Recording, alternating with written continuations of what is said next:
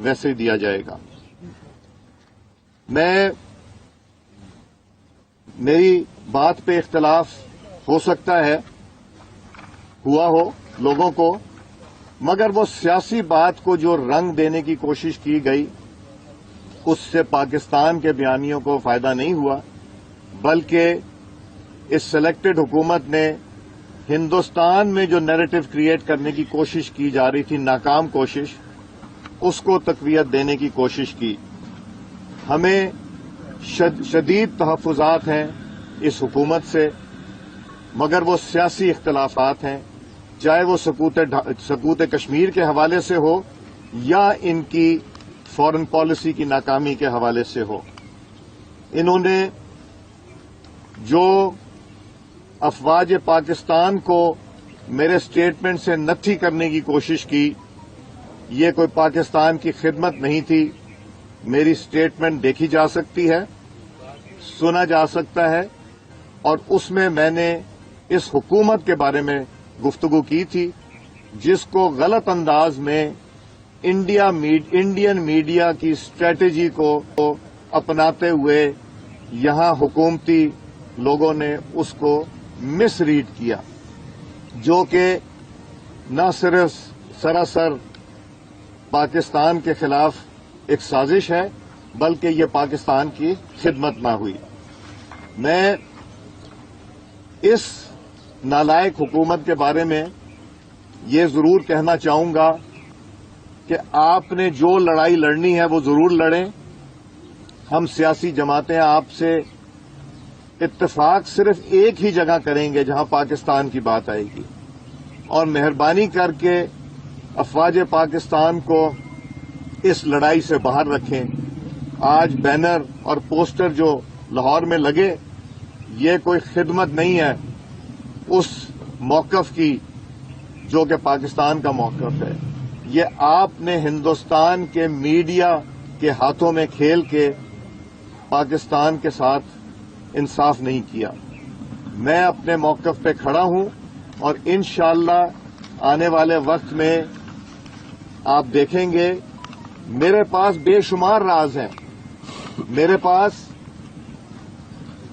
National security committee जो थी parliament के, उसको मैं हेड करता रहा हूं। मैंने कभी गैर जिम्मेदाराना ना स्टेटमेंट दी है, ना इंशाअल्लाह दूंगा। हम सियासी लोग हैं और अपने सियासी मुखालफीन के खिलाफ बयान देते रहे हैं, देते रहेंगे और आगे भी देते रहेंगे, मगर एक जगह जहां पाकिस्तान का नाम आता है, जहां हमारी इकाई का नाम आता है, जहां हमारे इदारों का नाम आता है, वहां पे पाकिस्तान का एक पैगाम हिंदुस्तान के नाम बहुत साफ सुथरा है कि हम पूरे पाकिस्तानी कौम एक हैं। इख्तलाफ सियासत में सियासी हुकूमत के साथ हो, मगर सिर्फ एक जगह पे हिंदुस्तान में के मामले में हम एक हैं। तो मैं शुक्रिया अदा करता हूं आप लोगों का, और आप लोगों से गुजारिश करता हूं इस चीज को मत उभारें। और एक और जो मिनिस्टर ने स्टेटमेंट दी, मैं उसका भी जिक्र नहीं करना चाहता चूंकि वो पाकिस्तान के हक में नहीं है। तो मैं आप लोगों से, मीडिया से गुजारिश करूंगा, एक पॉजिटिव रोल प्ले कीजिए और उन लोगों को जो पाकिस्तान के खिलाफ ये साजिश का हिस्सा बनना चाहते हैं उनके बयानात को ना लगाएं। तो मैं गुजारिश करूंगा मौलाना फजलुर रहमान साहब से कि वो आपसे कुछ गुफ्तगू करें। शुक्रिया मौलाना साहब। आपके खाने का बहुत बहुत शुक्रिया। खाने का मेन्यू कैसे बोल रहे हैं साहब? ये नहीं बता सकते। तैयारी खाइए, वैसे तैयारी बातों से मेन्यू इतना ज्यादा था कि मैं अब गिन नहीं सकता। जी आप फरमाएं। जी यार साहब, ये बताइएगा कि आप जैसा कि कह रहे हैं कि आप पहले मैं थोड़ा सा बोल बिस्मिल्लाहिर्रहमानिर्रहीम नहमदुहु व नुसल्ली अला रसूलिहिल करीम। जनाब अयाज सादिक साहब का शुक्रगुजार हूं, उन्होंने हमें घर बुलाया और हमें इज्जत दी। मैं दिल से उनकी कदर करता हूं। जो गुफ्तगू उन्होंने फरमाई है मेरे ख्याल में इंतहाई जिम्मेदाराना اور انتہائی سنجیدہ گفتگو انہوں نے کی ہے. ہمارے ملک میں اختلافات کے حدود ہونے چاہیے. ہم اختلاف رائے کا حق رکھتے ہیں. اختلاف رائے اصولوں پر کرتے ہیں، کرتے چلے آئے ہیں، کرتے رہیں گے، لیکن کسی کو اس بات کا حق نہیں دے سکتے کہ ہم ان سے حب الوطنی کے سرٹیفکیٹ بھی لیتے رہیں.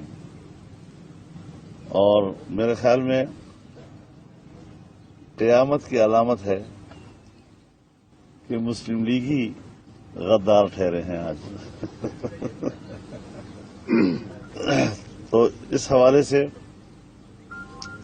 احتیاط کا دامن ہمیں تھامے رکھنا چاہیے.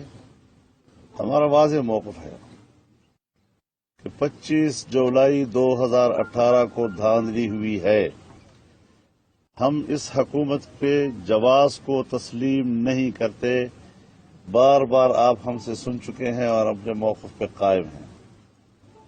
اور آج وہی دن ہے جس دن میں آزادی مارچ میں لاہور سے گزر رہا تھا اسلام آباد کی طرف، اور آج بھی انشاءاللہ آپ کے ساتھ وہ دن منا رہا ہوں اور یہاں سے اسلام آباد کی طرف چلوں گا.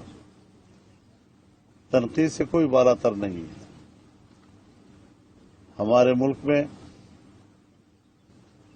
رسول اللہ صلی اللہ علیہ وسلم کی توہین ہو جاتی ہے، پھر ان کو عزت و آبرو کے ساتھ ملک سے باہر بھیج دیا جاتا ہے، ان کو تحفظ فراہم کیا جاتا ہے. ہمارے ملک میں صحابہ کرام کی توہین ہوتی ہے، پھر انہی لوگوں کو عزت و آبرو کے ساتھ ملک سے باہر بھیجنے کے انتظامات کر لیے جاتے ہیں. لیکن ہمارے ادارے اتنے مقدس ہیں کہ اس کے افراد بھی ان سے زیادہ مقدس ہیں کہ وہ تنقید سے بالا تر ہیں.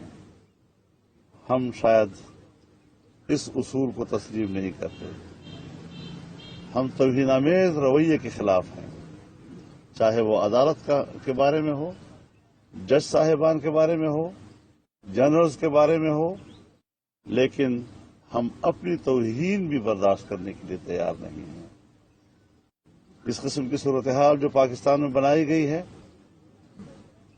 جن لوگوں کے زمانے میں پاکستان نے معاشی لحاظ سے ترقی کی اور ہمارے ملک کا ترقی کا سالانہ تخمینہ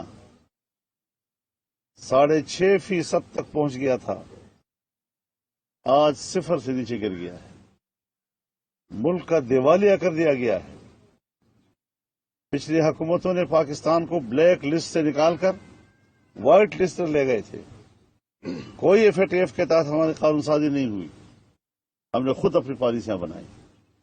لیکن آج ہمارے ملک کی معیشت کہاں چلی گئی ہے. پھر معاشی پالیسیاں کمزور بھی ہوتی ہیں، معاشی پالیسیاں اچھی بھی ہوتی ہیں، لیکن عام آدمی تک اس کے اثرات 5-5, 6-6 سال بعد، 10-10 سال کے بعد ملتے ہیں. یہاں حکومت کے پہلے سال میں لوگ چیخنا شروع کر گئے مہنگائی کے ہاتھوں، اور پہلے ہی سال میں آپ کو یاد ہوگا کہ چھوٹے تاجروں اور دکانداروں نے دیہات کی سطح تک جا کر احتجاجی ہڑتال کی تھی. اس وقت ملک معاشی لحاظ سے دیوالیہ ہو چکا ہے اور پاکستان کے لیے اب یہ رسک بن چکے ہیں. ملک کی بقا کا سوال ہے. ناجائز حکومتیں ہم پر مسلط نہ کی جائیں، دھاندلیاں نہ کی جائیں، ملک کی سیاست میں مداخلت نہ کی جائے، آئین کے مطابق ملک کو چلایا جائے. پارلیمنٹ کے اختیارات کیا ہیں؟ پارلیمنٹ کے حوالے سے چیف ایگزیکٹو کے اختیارات کیا ہیں؟ ہمارے دفاعی اداروں کے اختیارات کیا ہیں؟ سول بیوروکریسی کے اختیارات کیا ہیں؟ اس کے اندر رہتے ہوئے ہم ملک کو چلائیں. ہم ایک دوسرے کو کوآپریٹ کریں گے، ہم ان کے ساتھ کھڑے ہوں گے، وہ ہمارے ساتھ کھڑے رہیں گے. لیکن یہ کہ خود کو محور سمجھ کر، خود کو مالک سمجھ کر الیکشن کے نتائج کا خود کو مالک سمجھے اور عوام کے ووٹ کی تقدس کا یہ عالم ہو تو پھر ظاہر اختلاف بھی ہوں گے، گلے شکوے بھی سامنے آئیں گے اور फिर अगर हुकूमत वाले जो अहमकों का मुरब्बा है पूरा काबीना, और ये लोग इस किस्म की ज़बानें इस्तेमाल करते हैं कि जिसके बाद आदमी को अपने जज्बात पे कंट्रोल करना पड़ता है, तो मैंने ऐसी कोई अहमक हुकूमत नहीं देखी जो आ बैन मुझे मार की सियासत करती है, जो खुद इश्तियाल दिलाती है अपोजिशन को। हमेशा अपोजिशन इश्तियाल की तरफ जाती है, हुकूमत उसको एतदाल की तरफ लाने की कोशिश करती है ताकि बहरान पैदा ना हो। यहाँ तो बहरान पैदा किए जाते हैं। तो इस हवाले से हम अपने मौक़िफ़ पे कायम हैं और पीडीएम कायम है। पीडीएम को तोड़ने की साजिश कराची में हुई, लेकिन पीडीएम की जमातों ने अपनी भरपूर हिकमत अमली से उसको नाकाम बनाया है और अब भी कायम है, और हम शेड्यूल के मुताबिक अपना प्रोग्राम जारी रखेंगे। तो मौलाना साहब ये फरमाइएगा कि आपकी क्या अपोजिशन जमातों की तहरीक जो है वो भी चल रही है, दूसरी तरफ आप क्या समझते हैं कि ये हुकूमत कब तक अपने घुटने टेक देगी? हुकूमत तो नहीं है, हुकूमत जिनकी है, फिर आप कहेंगे आपने फिर नाम ले लिया। मौलाना साहब, अयाज सादिक ने जो भी कहा कौमी असम्बली में, आप उसे इत्तेफाक करते हैं या उसे खिलाफ करते हैं? मैं तो समझता हूं कि इससे भी कुछ आगे जाकर हमें इत्तेफाक करना चाहिए, ये जरा कम है थोड़ा सा। आपने जो बयान दिया लगता ये है कि इमरान खान एक जानिब तो नरेंद्र मोदी को धमकियां दे रहे, दूसरी तरफ उन्होंने घुटने टेके इंडिया के सामने, क्या ऐसा है? देखिए, मैं इस इशू को हम जितना जल्द से जल्द खत्म कर दें, जो कि पाकिस्तान के इंटरेस्ट में नहीं, तो बेहतर होगा। मैंने वजाहत भी दे दी, मैंने आज भी बात कर दी, और मेरी जो ओरिजिनल क्लिप है वो भी देख लें कि मैंने क्या कहा वो साफ जाहिर है। अब उसको जो प्ले अप कर रहा है, जो इंडियन मीडिया के एजेंडे को प्ले अप कर रहा है, वो पाकिस्तान से कोई अच्छा सलूक नहीं कर रहा। इस इशू को छोड़ें, आप मौलाना साहब मेहमान हैं, उनसे बात। मैंने तो गलत बात की, मैंने बात ही कोई ऐसी नहीं की, मैंने तो वजाहत तो आपको दे दी है। अच्छा मौलाना साहब, ये फरमाइए कि आपने तहरीक जो है वो हुकूमत के खिलाफ शुरू कर रखी है, जलसों पे लाखों करोड़ों रुपया भी खर्च किया जा रहा है, लेकिन एक आसान सा तरीका है, आप अदम एतमाद तहरीक जो है वो कौमी असम्बली में पेश करें और हुकूमत जो है वो खत्म हो जाती है। क्यों आपको अपने लोगों पे एतमाद नहीं है? गौर करते हैं मशवरे पे आपके। देखिए दो चीजें हैं। सियासतदान का ये भी एक फर्ज होता है कि वो आम आदमी का तर्जुमान बने, उसकी जुबान बने। पीडीएम में शामिल जितनी जमातें हैं और उनकी जो क़यादतें हैं, वो आज अवाम की बात करते हैं। जब हम अवाम में जाते हैं, उनको सहारा मिलता है, उनको हौसला मिलता है, और वो समझते हैं कि हम गरीबों का भी कोई बोलने वाला है, बात करने वाला है। वरना जहां तक इस्तीफों का मसला है, यकीनन मैं आपसे इत्तेफाक करता हूं कि ये बहुत ही मुख्तसर और आसान रास्ता है, लेकिन चूंकि हमारे पीडीएम के आने वाले ऑप्शंस में शामिल है ये, तो जो भी तय होगा हम बाहरी मुशावरत के साथ जिस मौके को मुनासिब समझेंगे इस ऑप्शन को इस्तेमाल करेंगे। सरबराह है अब्दुल कादिर बलोच के हवाले से खबर आ रही है कि वो इस्तीफा दे गए हैं, तो उसमें उनको ये कहा है कि हम आपके बयानिए का बोझ नहीं उठा सकते, इसमें कितना सच है? पता नहीं क्या कह रहे हैं जी। मौलाना साहब ये बताइएगा कि समझ में नहीं आई बात। अब्दुल कादिर बलोच के हवाले से खबर आई है कि वो पीडीएम से इस्तीफा दे गए हैं, तो क्या आप उनसे बात करेंगे? मुझे इल्म नहीं। मौलाना साहब ये बता दें कि मियां नवाज शरीफ का बयानिया कि हमारी जदोजहद है वो इस हुकूमत को लाने वालों के खिलाफ है, और पीडीएम की क़यादत यही वादा उठाती है कि हमारा मैंडेट चोरी किया गया, इलेक्शन चोरी हुआ। अब गिलगित बल्तिस्तान का इलेक्शन होने जा रहा है, क्या आप समझते हैं कि इसी आदमी की इस्तीफे आसान तरीका है? पीडीएम में मुशावरत के साथ जो